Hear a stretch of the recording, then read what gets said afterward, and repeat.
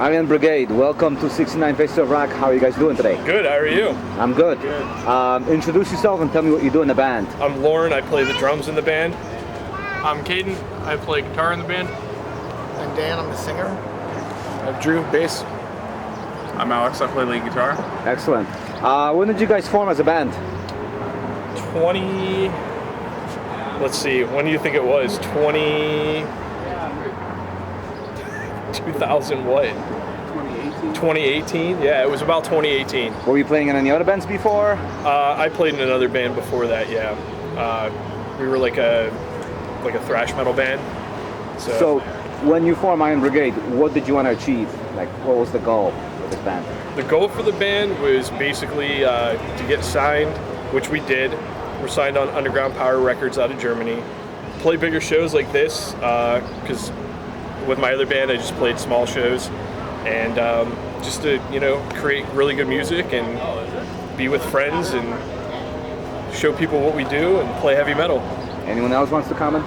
I'd just like to say I think we mostly wanted to bring back some of the old school kind of style and more melodic guitar and twin guitar harmonies and stuff. A lot of the local scene we're from is more like kind of drop tune, chugga, so we wanted to bring back some of the old school. So how would you describe your music? What would you say? I would describe it as like the band Sabaton, for sure. Mix of Maiden. I would say a mix of Maiden, old school metal like trad metal, new album, things like that. Like he said, lots of twin guitars, lots of harmonies, various things. The name Iron Brigade, how did you come up with that, and how come it was never taken? So Iron Brigade is a battalion that existed during the Civil War. They were complete badasses is what they were. So same thing, I couldn't think of any other band names. I'm a Civil War buff, I like history, stuff like that. So Iron Brigade was the name that I picked, and I asked everybody if it was cool, and they agreed. Do you have any songs that deal with Civil War? Actually, no, not right now. Okay. Yeah, we do have a song called Winds of War, but it's more about medieval warfare. Nothing Civil War related yet, but... So when you write a song, what do you go for? He's the guy that writes everything. Alex? Yeah, I like to try and incorporate, a 1980s style melodic twin guitars with just more modern heaviness and double bass, speed metal influence, and I just try to fuse those influences into a good sound. A question for the whole band: how important are the 80s for you? Very important. Talk about that. Basically the 80s, I was in other bands before that were heavier bands, a couple death metal bands, things like that, and I was just sick of playing that stuff. Always liked 80s music, but in our area, the Pittsburgh area, we couldn't really find anybody to do that type of music. I actually found him. We were communicating with each other back and forth on the internet. He was into the same thing that I was. So basically me and him started writing together, and then we got Andy over here, and we had another singer and another guitar player, and those two guys ended up quitting the band, and we picked up Dan and we picked up Caden. And I would say the 80s were a big influence on us, especially late 70s, between like 78 to 83, the whole new album thing with the bands, the old school bands, Tigers of the Pantang, Diamond Head, Vardis, bands like that, and then later bands on forward, like the power metal bands, Halloween, different bands like that. And then of course you get the later bands, the thrash metal bands. We have a little bit of thrash influence in us too. So the 80s were a big deal. Yeah. Anyone else wants to comment on the 80s influences? The 80s are a huge influence on me. As a matter of fact, a lot of bands that I've tried out for over the years wouldn't even let me in the band because I sounded too 80s. So that's who I am. Now so you found the right fit. Yes, perfect fit. Excellent. So your first release, Chain of Command, that came out, what, 2020? Actually, so the album has two names. Really? Chain of Command was the first name that we had picked for the album. We had another band on our label that had the album title Chain of Command. So we ended up changing it to Winds of War, but apparently there's other bands with the title Winds of War for their album. So yeah, the album came out in 2019 when it was originally released on Bandcamp. It was Chain of Command, but it was changed to Winds of War. Oh, the funny thing is, I believe Jack Panzer had an album Yes. called Chain of Command, and then there's Iron Angel from Germany with Winds of Winds War. of War, yes. So you're in good company. Unless they start asking you for, Yeah, some royalties. royalties, which those bands don't do. Tell me about that release. So, basically that started with me and him, like I said, sending stuff back and forth to each other. We wrote a bunch of stuff.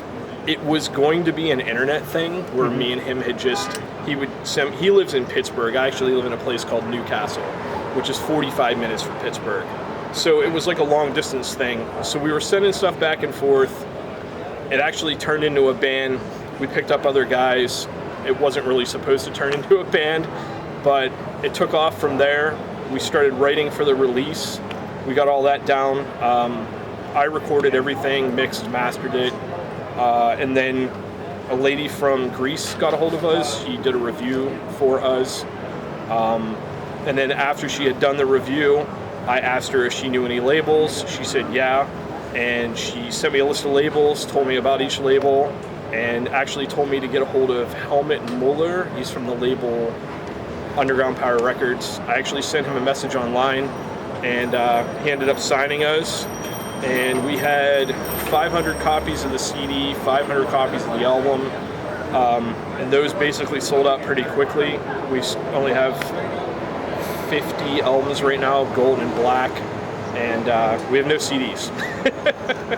So yeah, it took off pretty good, which is nice, but like I said, it was an internet project, and then it turned into this, so here we are. Is there any new music being written? Yes. And if it Yeah. is, how is it sounding?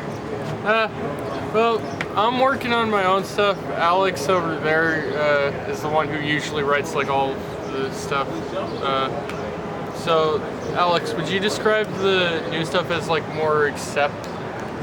Yeah, I've actually I've been listening to a lot of underground, United States power metal and a lot of German metal, and I want to try to like bring that into our sound and beef it up a little bit to suit the heaviness of our drumming, honestly, because we've got so much double bass. So I just want I imagine it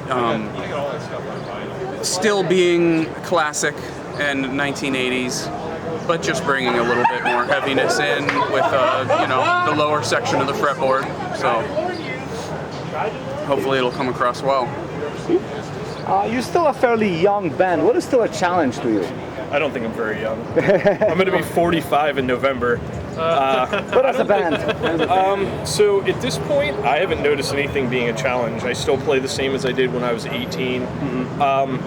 It's very strange to me to think that at 45 years old, this would be happening now when it was something that I wished would happen when I was 18 years old. So I think stuff that was a challenge then are easier now, so it's not a challenge at this point.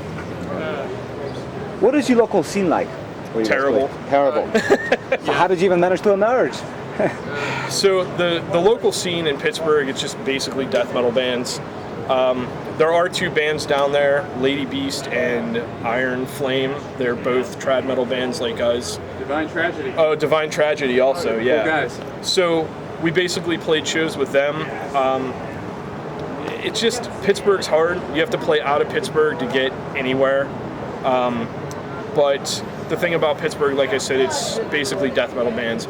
We would play on shows with those bands, and people would say they liked us and digged us and stuff, but they wouldn't get as much of a response from us as they did the death metal bands. But you have to go out of the area, that's the thing. What is your live presentation like? Live presentation. I would say that the Your live shows, what's it like? Live presentation is, I don't know, Dan, what would you? You're the front man. Yeah, what do you Well, guys do? I would say, the live presentation would just be somewhat jaw-dropping when you first hear us. Like, wow, it sounds like so badass. So we want to live up to that in our performance. So that's what we do.